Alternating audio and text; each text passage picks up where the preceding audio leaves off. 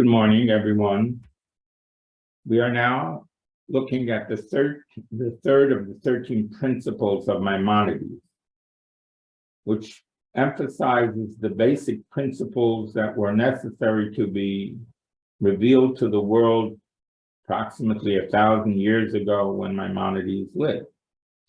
And that is, Shehabara Yisbarach, Shemai Eine Guf, that God, blessed be He, has no body, V'lo yasiguhu masige haguf, and has no corporality, nor can any material qualities be ascribed to Him. V'ein lo shum dinyan klo, and there is nothing at all that is comparable to Him. God is unique. This principle emphasizes the idea of a monotheistic God without limitations, and therefore is the source of all creation, and has within Him the power to create a stage without limitation, or rather with limitations, which is the universe. So why did God seek this or desire to want to manifest it? So being that God is omnipotent, so He created this unique playing field called the universe, which is finite, and hid Himself in this world, so to say, for that is the source of all of the existence, the energy, let us use that adjective, that comes from God. And then He entrusted to mankind the task of revealing the true essence, which is the godly, that is found within the universe and within humanity, and transforming it from concealment, which is darkness, into light, transforming the world's superficial obscurity into an environment in which God's presence is felt and in which He feels, so to say, at one with that creation. In other words, we are charged with a mission of revealing the true essence of the creation of the universe, which is God, and that is the source of all. So this, as we mentioned in previous talks, is the structure through which we function, which is the Torah and the commandments that are found within it. The word mitzvah means tzafsa, to connect. Tzafsa, the Hebrew, it's an Aramaic word for connection. So the commandments were given to us to do, not just to study, but to implement. And that is required to ultimately bring about the ultimate revelation, which will occur, as will be expressed later on in the 13 principles of Maimonides, the Messianic age. And it depends on our actions within the structure and the time frame of the years 6,000. We are now in the year 5782, and to the year 6,000, do your math, is 200 and approximate whatever years. We're entering into the new year, which is 5783. In the concealed era, which we are in now, the exile, so to say, is part of the reality. That's part of the concealment, being exiled from your home. And as we mentioned before, God created the world with the letter Beis, which is also the letters for Bayit, a house. And the Beit is the dwelling place and the goal that God wanted to accomplish in manifesting His sovereignty in this world. So the various teachings and portions of the Torah that we read lead us up to this realization of what is our message. Akev, pause, stop, think, and if you will listen, things will be good to my commandment. After Akiv goes Re'eh, now you're going to not just listen and pause and think, but you'll see. Seeing, there is no comparison to hearing. You see something, that's the way it is. And from there you go on to the Mishpatim, which are the laws, the civil laws. The various laws have to create a godly world, a spiritual world. But it's not so simple because it's a physical world. And within the physical world, there are two forces, the spiritual, godly portion, soul, and the animal, you could say, Yetzer Hara, evil advisor soul. And the two of them are in a constant struggle. As they struggle, they then go ahead and overcome. So the portion that we just read now, this past Shabbat, is Kiseitze LaMilchama, when you will go out on the war. It should have said to war. Why is it on war? Our sages explain on is that we will ultimately be over our adversaries, over our enemies. The ideal aspect of peace will come because God is with us. There is a power with us that supports us in a constant battle, which ultimately will lead to the removal of the evil inclination or the animalistic corporal elements of our soul. The Zohar says, in fact, and points out that the Hebrew word for bread, lechem, is derived from the same root that denotes war, lochem, milchama, war. This symbolizes the concept of the continuous struggle between the base and sublime nature of a human being, the corporal, whether he eats his bread as a glutton, in the manner an animal eats its food, in a ravenous way, or on a higher level, to keep the body healthy, in order to be able to do what is good and right in accordance with the will of the Creator. The next portion, which we will be reading, is Kisavei al-Haaretz, when you come to the land. And there the Torah starts out with the first practical commandment that the Jewish people were able to fulfill, which was the concept of the first fruits go to God, a concept of thankfulness, the Bikurim as they were known. This is what ultimately elicits God's thankfulness to him, as well as indicating the sovereignty that God rules over us, and we give the first fruits to God. All this is tied into what is the purpose of the creation. The purpose of the creation is to have an abode, so to say, for God in the physical world.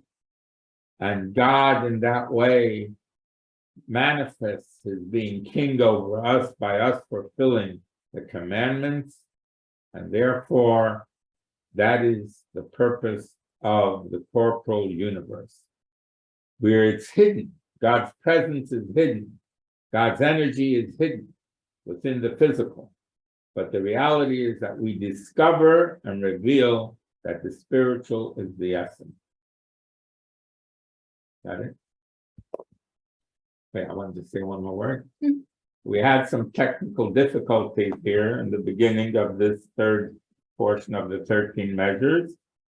So there may be some lapses in there as we try to overcome the obstacles. And as I mentioned previously, the purpose being to manifest the level of sovereignty which God has all levels within him or her. So therefore, sovereignty can only be manifest over subjects. A king, which is a sovereign, rules over those who accept his sovereignty. At this point in time, we seem to see that for whatever the reasons are, there is now the idea of a king that has come to the fore again in what is called England or the United Kingdom. And that in itself is not just happenstance, my humble opinion. It is something that is providential, that God chose this particular time to manifest the concept of a king which replaced the queen, his mother. The reality is that the physical world, in a sense, is a mothering type of entity. It's called Mother Earth, nourishes, is food. The whole universe is part of this nourishing plane and level where humanity is able to create a Garden of Eden, or the opposite. So then there is the concept of the sovereign king. The sovereign king, we are now in the period of the month of Elul, which is the last month before the month of Tishrei, the 7th month, which is the coronation of God as king. But that is when Adam and Eve were created on that Friday of the first week of creation and accepted God's sovereignty over them. So this is the purpose then of the physical world. It acts as a stage and as a concealment, and therefore an opportunity for us to reveal God's presence in the world. But God himself or herself, or he combines both attributes, is not a corporal in any way, shape, or form entity or God. So how do we create this feeling of sovereignty, of kingship? We will explore this later on in the other principles. But the basic concept is that God goes ahead and gives us commandments, opportunities to manifest our allegiance to God. And in that way, we show that we are his subjects and God is king over us. This occurs with the coronation of God on Rosh Hashanah, which this year is going to be the start of Rosh Hashanah on the 25th of September in the evening, culminating with the 2 days of the 26th of September, the first day of Rosh Hashanah, and the 27th day of September, the second day of Rosh Hashanah. During those services, we sort of reflect upon what we have accomplished in the course of the year. We also accept God's kingship, and we actually blow the shofar or the trumpets, the horn, in order to crown God as a king. And I presume we will shortly see that happening when in England they crown the son of Elizabeth as king. All this is symbolic of how we humans are responsible and have to manifest our allegiance to God the Creator. And God is therefore merciful to us, kind to us, and unfortunately, when we misbehave, does punish us. This whole concept of punishment we will discuss later on in the other principles. But ultimately, the goal is not the punishment or the finite physical world. For our sages tell us that there will come a period in time when time ends, which is the finite creation, and when the universe itself will change and not be a finite universe anymore. And that will occur in the Messianic age in its various stages that we will be going through. Coming back, therefore, to the concept of bias or base, that indicates that there is a one who is unique, and as we mentioned before, God is unique, and not just one, but is unique, Yachid, because there is no comparable aspect to God's divinity within the physical world or in its abilities to describe. So the commandments are, you could say, the bricks and mortar of keeping the universe functioning and keeping it in a healthy state, in a peaceful state. If, God forbid, there is a lack of the performance of the commandments, it creates weaknesses and cracks within the universe, according to what the Torah and the Zohar tells us and teaches us, that then manifest themselves in corporal ways that are harmful to the universe and to humanity. It's quite understandable. If the blueprints indicate that this is the environment and the way you should safeguard your house, and you violate them, you will cause weaknesses in the structure, which can end in cataclysmic events. So therefore, when we look at the sequence of the portions of the week that we read on every Saturday, the full portion, there is a sequential order that indicates to us, humans, how we should behave and function within the parameters of our responsibilities to the Torah and to God as his creation. We look carefully, we see there is in the portions of Deuteronomy, which are the farewell teachings of Moses to the tribes of Israel, where he indicates to them, V'haya Akev. This is usually the period right after the destruction of Tisha B'Av that occurs always in the beginning portion of Deuteronomy, the portions that we read then. The concept of pausing, which the word Akev sort of means, stop, hold yourself back a little bit. The Tishmun, and listen. And as you listen to the words of the Torah and the commandments, which are a teaching to live by, as it says, V'chai b'hem, and you will live with them. It is not enough to study them. It is not enough to know about them. Its purpose is that you live by them.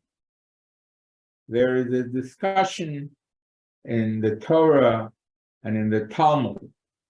What is more important, the study of Torah or the practice of the commandments? In Ethics of Our Fathers, it states, Lo ha-medrash ha'ikar, ela ha-ma'aseh. It's not the primary, the study, but the ma'aseh, the mitzvot, the actions that we do that are the most important. Yet the study of Torah is a mitzvah in itself. So our sages come to the conclusion that the study of Torah that brings to action, in other words, the studying is a mitzvah, but it's not enough. What will arise from that study, the actions that will come from that study, that is greater than even the study of the Torah itself. In other words, limud, shemevi lidei ma'aseh, the study of Torah that brings to action, that is greater than even just the study of Torah. It's a higher level. It fulfills the purpose of the creation and keeps the creation on an equal equilibrium, keeps its balance. We cannot be too extreme, and therefore we must always remember, as Maimonides in the Code of Jewish Law states, La'elam, always, Yiver le'ha'adam, a person should choose derech ha'emtza'i, the middle road, the middle way of doing things. Extremism creates a tilt to the right, which can be very harmful, or to the left, which can be very harmful. Both can be destructive. If we blend the two together, we have a concept called rachamim, which is mercy. And mercy takes into consideration the fact that a human being is prone to having weaknesses and faults, but they can be rectified, they can be bettered, and they need to be in order to merit the rewards that the Torah tells us are awaiting us. So in this period of Rosh Hashanah, when we are preparing for Rosh Hashanah and ultimately Yom Kippur, 10 days later, we express our realization that we do have shortcomings and that we will better them in the year to come, and therefore merit a healthy and a peaceful year. May the recent news items that are becoming prevalent in the world be those that will lead to an ultimate peace in Europe, as well as in the whole world, with the coming of Mashiach Tzidkenu, the Messianic age, and the leader, Mashiach Tzidkenu, a descendant of the house of David. So, a Shana Tova Umtuka, which means a good year, Umtuka, a sweet year. So why do we need the adjective of a sweet year? A good year is good. Sometimes good is in constant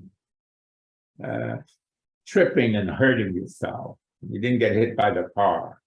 But we want it to be totally sweet, in that the goodness is sweet without any, you could say, frictions or pains involved.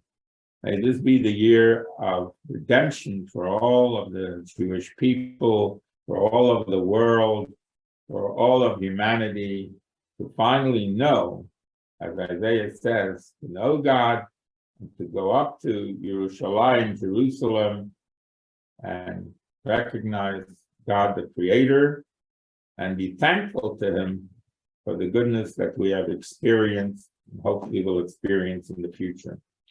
One of the principles is that we pray to Hashem. The word pray is an English word.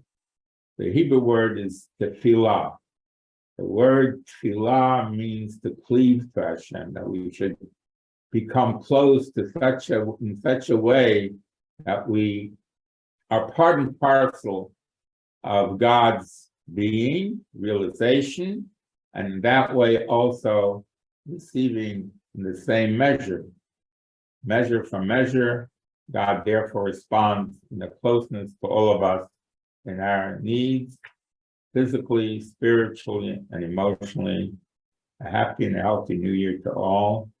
I hope to see you next Sunday again on Zoom.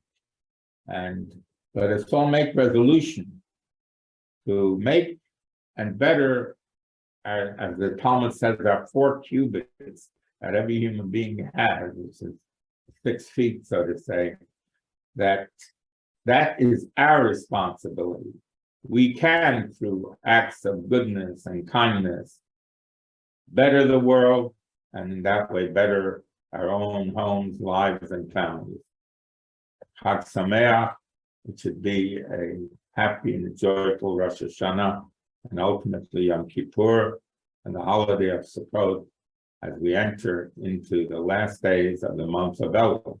The shofar is blown during the days in the month of Elul to sort of prepare us for one, making God sovereign over us by being close to Him, fulfilling His commandments, and ultimately also, in a sense, it is a warning to us. When a siren goes off, it gets everyone's attention. The shofar also acts as a siren, a wake-up call that we should do better. Have a good, wonderful day and year to come.